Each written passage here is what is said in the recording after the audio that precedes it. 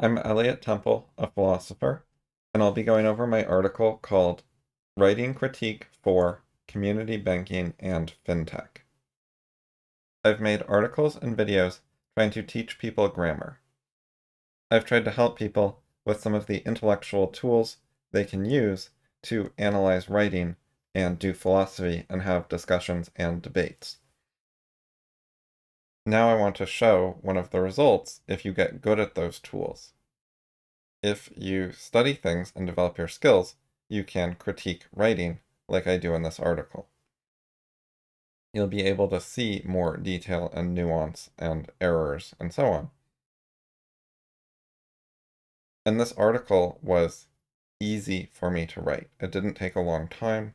I didn't agonize over it. I didn't have a hard time. It wasn't a struggle.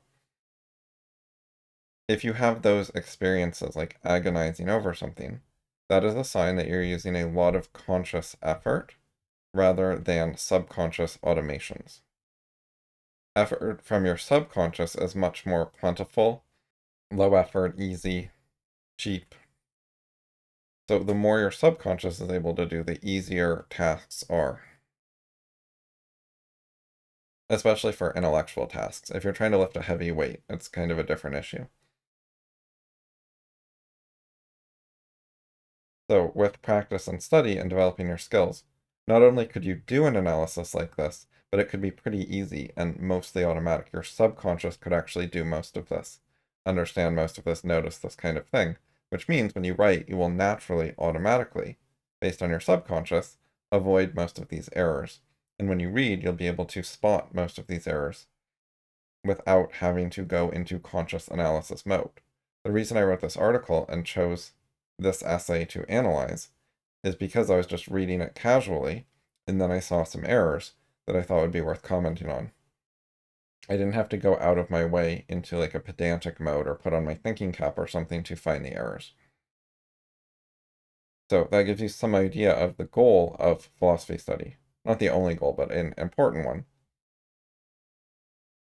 Without this kind of skill level, and programming your subconscious to have a lot of this skill, it's very hard to have advanced debates and discussion. Without it, you can use blunt arguments that don't have a lot of nuance or detail, but you'll struggle to deal with more subtle issues and advanced arguments that rely on getting a lot of tiny things right. Whenever an argument is complicated and there are lots and lots of tiny parts, and you need to get all of them right, then you need really good automizations that are very reliable, that aren't going to make many mistakes. So Patio 11 wrote, "One of the best things about the internet is that it both provides infrastructure for society, but also demystifies that infrastructure." So there's a problem because it says both, but then it says but. And those clash with each other. Both is for two things that go together, but is for two things that clash with each other. So grouping them in a things that go together way, in a clashing way, is problematic. It also says one. We have one is that it. One is that it both. This is problematic because if it does both X and Y, it is doing two things. So that would be two of the best things about the internet, not one thing. Then another problem with the sentence is the structure. So it starts with these filler words. One of the best things about the. This is all boring, and then you get to the main point later. The ideas in this sentence are to praise the internet and to say that the internet provides two things: infrastructure and demystification. So you want to say a sentence like the internet provides infrastructure and demystification. But instead you're reading one of the best things about the. So the main point is getting nested under all that other stuff. The subject of your sentence is not the internet. The internet is the prepositional object of about. The subject of your sentence is the one. And then your verb here is. And then you have a complex predicate with that. And then you have another verb and subject. So we've got it as a subject, which refers back to the one. And then we've got a provides but demystifies for verb.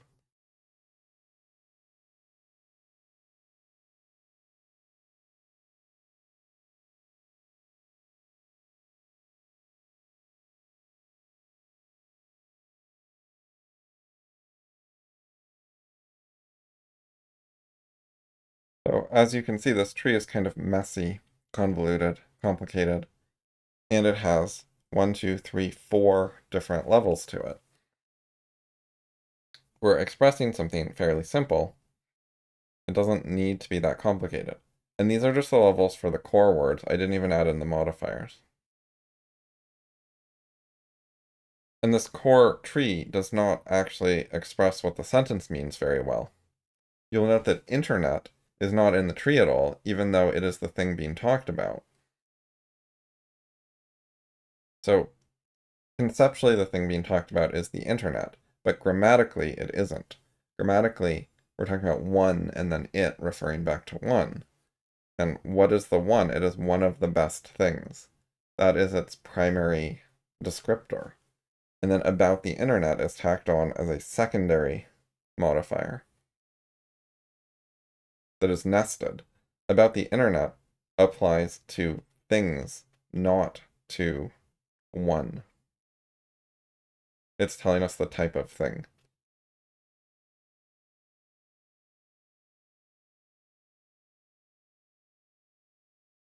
So all this nesting to get to internet to attach it up to the one, which then also has to attach to the it,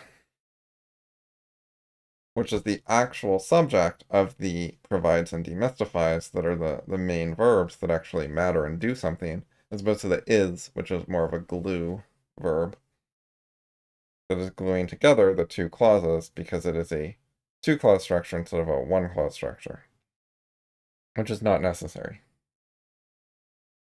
So I did some rewrites. How can you fix this kind of problem? So first rewrite, the internet is great, period, end of sentence, very simple sentence. Then second sentence, it both provides infrastructure for society and demystifies that infrastructure. You will notice that internet is the subject of is, and we just have internet is great. We're directly linking the concept we want to talk about to our conclusion or trait that we care about saying. This is my interpretation of one of the best things about the internet. It is not a direct literal interpretation, but I think it gets at what he's trying to say, and it's clearer and easier to understand. And then I was able to use it here in a much more normal, clear way. The it just refers right back to internet, the only noun in the previous sentence. So it meaning the internet. And it's just the thing you start the sentence with, and then you start the next sentence with a pronoun, and it's the same thing that started the previous sentence. That is a standard pattern. It's easy to read. Okay, so we have it, the internet, both provides infrastructure for society and demystifies that infrastructure. So we've kept a lot of the same words and content that Padu 11 used. This is almost the same as this section. This section can just stand alone as a sentence, except I did change the but to and, which makes more sense. There isn't really a clash between providing something and demystifying it, so but doesn't even make sense. And the but clashed with the both. So we just changed the but to an and it's better. Anyway, so this part of the sentence was fine. It just should be its own sentence. It should be front and center. And there are a couple other ways to do it. So if we want this to be the main idea, which I think it is, we can put it first. So we have the internet both provides infrastructure for society and demystifies that infrastructure. So this is the same text except no using a pronoun because we're at the beginning of a sentence. So we have to say the actual thing, the internet. And then at the end, I tacked on which is great because it is a less important thought. It should be the thing that is nested and goes second. This time it's actually changing the meaning. It says that providing the infrastructure and demystifying the infrastructure is great, rather than saying the internet is great. So it depends on what the author wants to say. And then a different version made it a bit simpler. We just take our main idea. The internet provides both infrastructure for society and demystifies that infrastructure. And then we add the word wonderful, a one-word adjective, before internet. So if you want to express that the internet is awesome or wonderful or whatever, you can do that with a single word.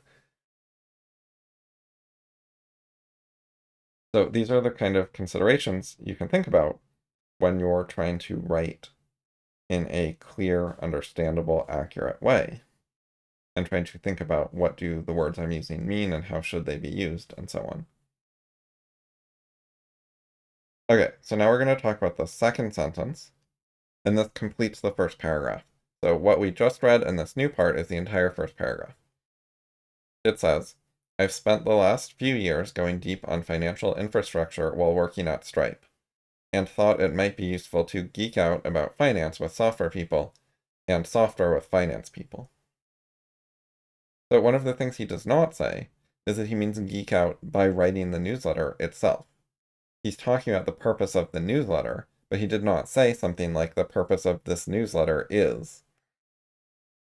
He also did not label it with a heading like Introduction to Newsletter or Goal of Newsletter. So he wants you to understand something, but he didn't actually say it. He's leaving things out that are pretty important and not entirely obvious. There are many ways to geek out about things. The fact that he's saying this in the newsletter itself is not a clear way to indicate that he's talking about geeking out by using the newsletter. It is the first newsletter, but some people won't even know that, or be thinking about that while reading this part. And also, this sheds some more light on what he meant by the previous sentence. So, what he seems to mean, like, why did he say the previous sentence if this paragraph is about the purpose of his newsletter? And by the way, usually you start with the topic sentence. You tell us what the paragraph is about as the first sentence in the paragraph. But here, I'm reading the second sentence, and then I have to go back and try to understand the first sentence more, which is bad. So, after reading the second sentence, it seems like the purpose of the first sentence is to say, the internet is great for providing certain types of information, and he's going to contribute to that by doing this newsletter. He wants to contribute to the internet. That is why he brought up the internet and talked about what's good about it, and he wants to take one of the good things about the internet and do some of that himself and be part of that good thing. And he wasn't very clear about that. One reason he might not be clear is that he's trying to avoid bragging. That is a common reason that people don't say what they mean. But I think he could have been more clear without it being a large brag. Like, instead of the word best, which maybe sounds like he's bragging too much, he could have said it's one of his personal favorites or something that he thinks provides a lot of value. Or just instead of best, you say good, and then it's less extreme than best. So he could have just toned it down a little bit if he wanted to avoid bragging. All right, let's keep going. Later in the article, so we've gotten past the introduction into actually talking about banking. This is the end of the first paragraph about that. He says, one reason for this is that the U.S. is dependent on community banks throughout much of the nation. So the start of the sentence is boring. One reason for this is that the. All of those words are boring. You still don't know what the sentence is about. It's kind of similar to the first sentence. So when you find yourself writing a bunch of boring words, you should consider, do I need all of these words? Can I trim some of them? So in this case, you could delete for this. Just one reason is that, and it would still work. So some of this filler was totally unnecessary. And this filler nests the main point of the sentence lower down in the tree diagram. If I drew a tree diagram, again, we would have this filler stuff at the top and the important stuff nested underneath that, just like last time. So if you have filler stuff, another thing you can consider is moving it. If you need it for some reason, you can't just delete it. You can try to make it a modifier, a side note, a thing that comes later instead of first. You can try to have it so it is nested in the tree diagram instead of at the top of the tree diagram. Anyway, so I wrote some new versions of the sentence to try to fix the problems and show how you can do better. So the important idea is the US is dependent, blah, blah, blah. So I started with that. The US is dependent on community banks throughout much of the nation. These are literally the same words Patio 11 already used. I just put them first because they're the important words. And then I wrote, which is one reason there are so many. So I was trying to figure out why he had that introductory part. And he's relating it to something he had been talking about, that there are a lot of banks. So why are there so many banks in the US? Because of this dependency on community banks, which is one reason there are so many banks. Instead of is one reason, you could say is why, and it would be one word shorter. So another rewrite, which is shorter, this one I tried to say very similar to what he said, but make it better. So we took what he said second and we put it first. And we took what he said first and we put it second and also made it a little bit clearer within the sentence. Anyway, larger rewrite. Many US banks are small community banks.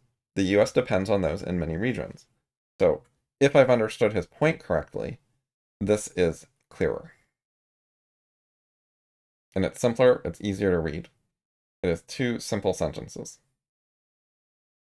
I changed it to in many regions instead of throughout much of the nation. I thought that might capture what he meant better, but if I'm wrong, you could just switch the words back and the rewrite would still work.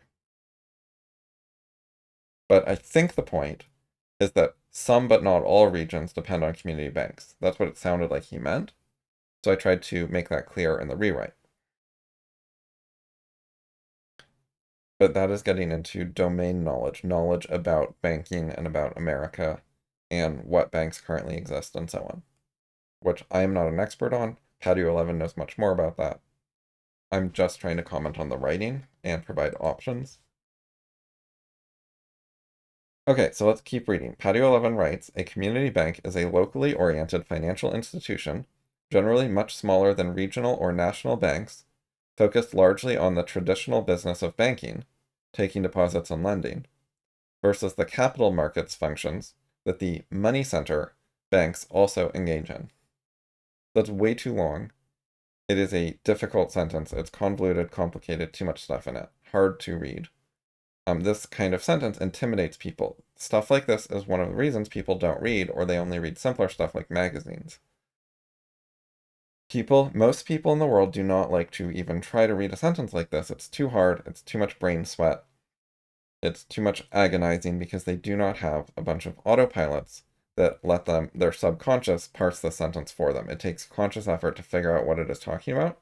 So either what they do is they put in a bunch of conscious effort, or they ignore it and give up, or they notice like a few things it said and then don't try to understand the entire thing. So this is like a clever sentence, a smart person sentence that alienates regular people who do not have a lot of practice reading this kind of sentence. I've read books that are harder to read than this, and I've read lots of them, and I've gotten used to it.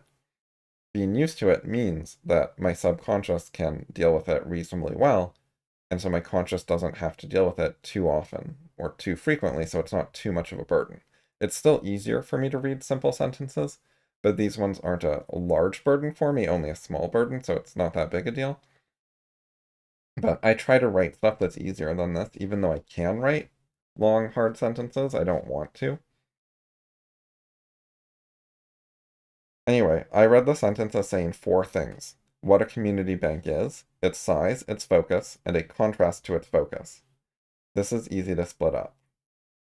Just looking at the list of 4 things, the contrast to its focus should probably be a different sentence. So I wrote 2 different versions that split it up. Let's see what I wrote. A community bank is a locally oriented financial institution, generally much smaller than a regional or national banks, focused largely on the traditional business of banking, taking deposits and lending. Period. Okay, here's where we got to change. We have a period now. it doesn't focus on the capital markets functions that the money center banks also engage in. So where it says versus, I wrote, it doesn't focus on. And I put a period. And now it reads as two much more reasonable sentences. All right, this other version, it looks like it is identical at the beginning. Okay. So we put a period in a different place right here.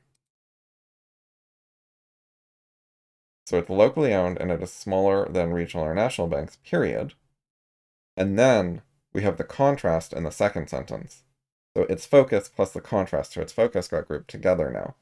We have what it is and its size in one sentence, and then focus and contrast in the second sentence. This also makes sense to put the focus and the contrast of the focus together. So it focuses largely on the traditional business of banking, taking deposits and lending, rather than the capital markets functions that the money center banks also engage in. So yeah, again, this is better. It is easier to read. Periods help readers figure out where there are separations in ideas, where he's going to say something different. Helps them figure out what goes with what and how things group together. Versus is problematic because people read that word and they think about a fight or a conflict. And what Pallibilism means is as opposed to, which is a different concept than like a boxing match versus. So in this case, I used rather than, which is similar to as opposed to. Also, it presents two types of banks. Community banks focus on DL, while the money center banks do DL and CMF. So the contrast is not DL versus CMF, which are the two strategies that the versus part applies to. Rather, the actual contrast in banks is DL versus DL plus CMF. So when you're making a comparison, you have to be clear about what you're comparing with what in your mind and your writing, and make sure it is the right comparison. So it is not deposits and lending versus capital market functions. That is the wrong content. That is not what the author means. Because those are not opposed to each other.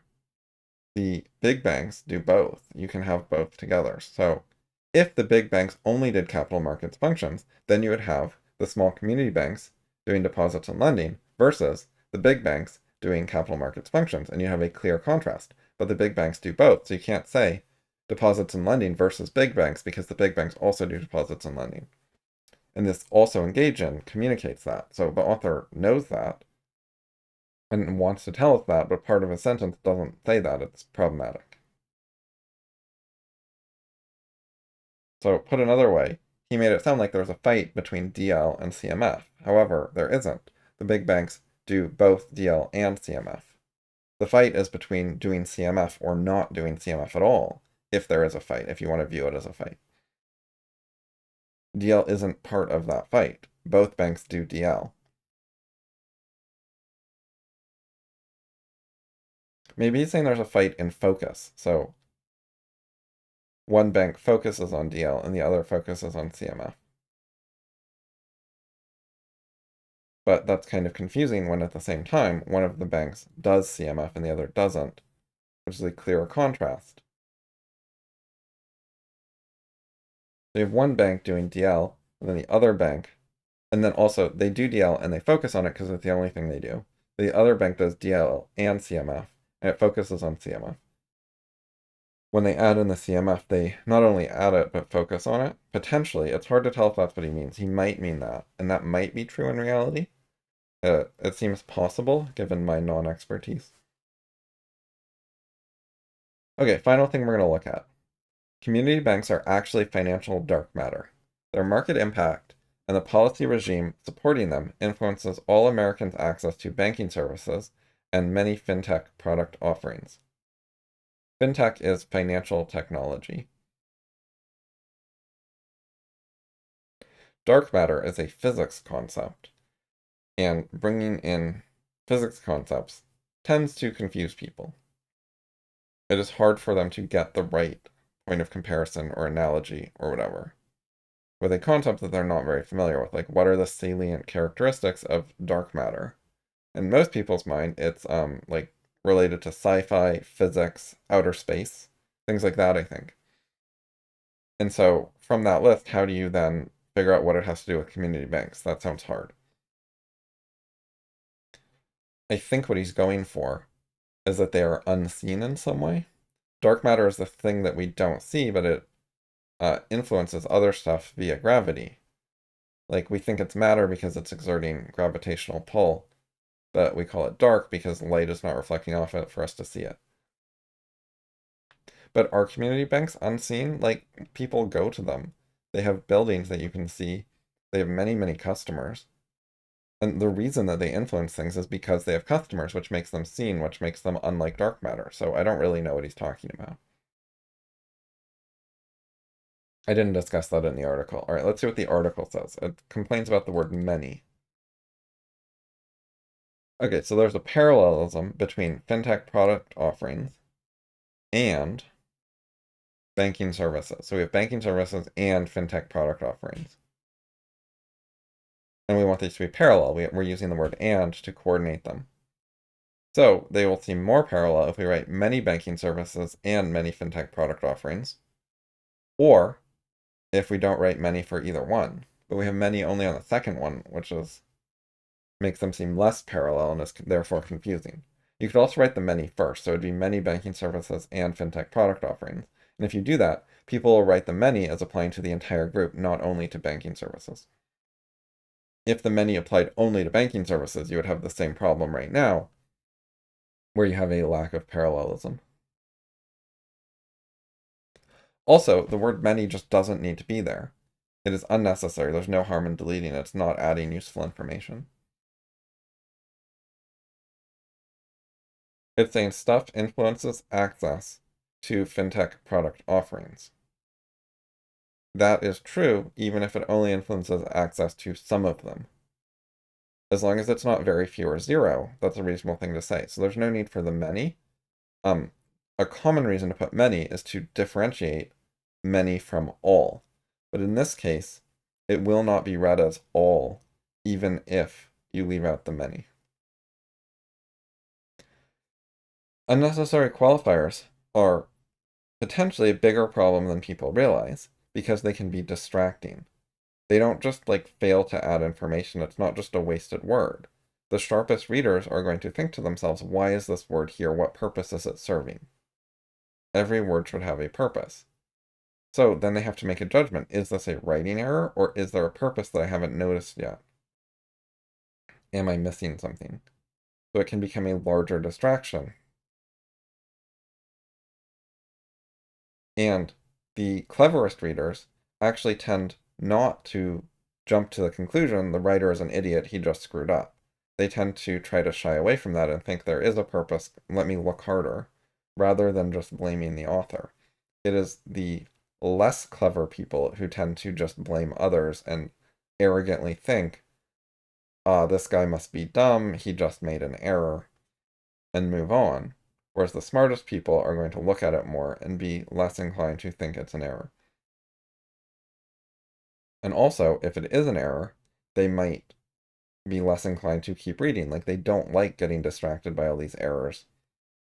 So they will lose respect for people and maybe stop reading that author, or read that author more carelessly in the future, because paying close attention to authors does not work well when the authors are careless. If they're careless and you try to read them in a careful way, you get a mismatch and you keep running into all these little flaws.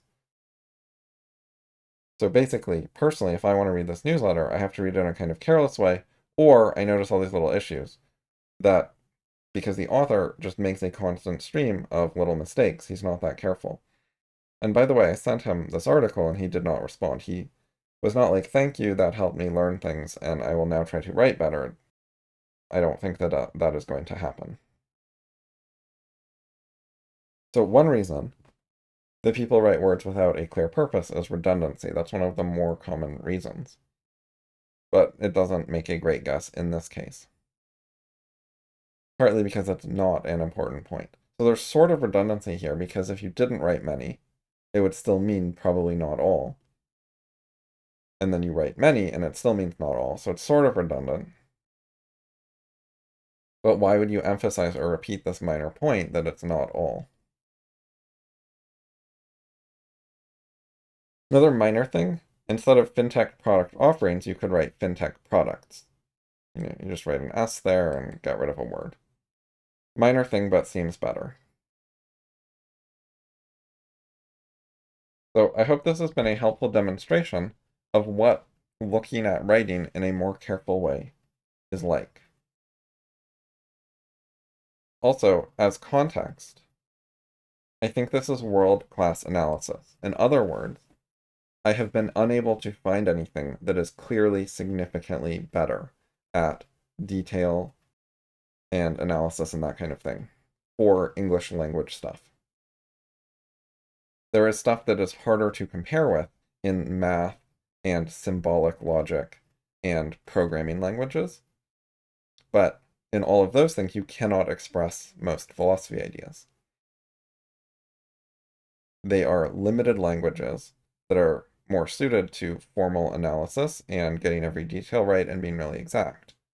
Whereas doing high-quality detailed analysis for spoken languages is a bit more difficult, but still very important and useful, including, for example, if you want to be able to talk about philosophy concepts. So if you can study stuff and get up to this skill level, that would be really good. It would put you in a position to contribute to human knowledge and ongoing intellectual discussions and debate. And it is hard to contribute to those in a very productive way if your ability to follow details and get them right and so on is significantly worse than this. Like, if your best effort has similar level of flaws to the text I was analyzing, that is going to be a problem for getting advanced philosophy issues correct and reaching conclusions in your debates. I have a lot of experience trying to debate with people, and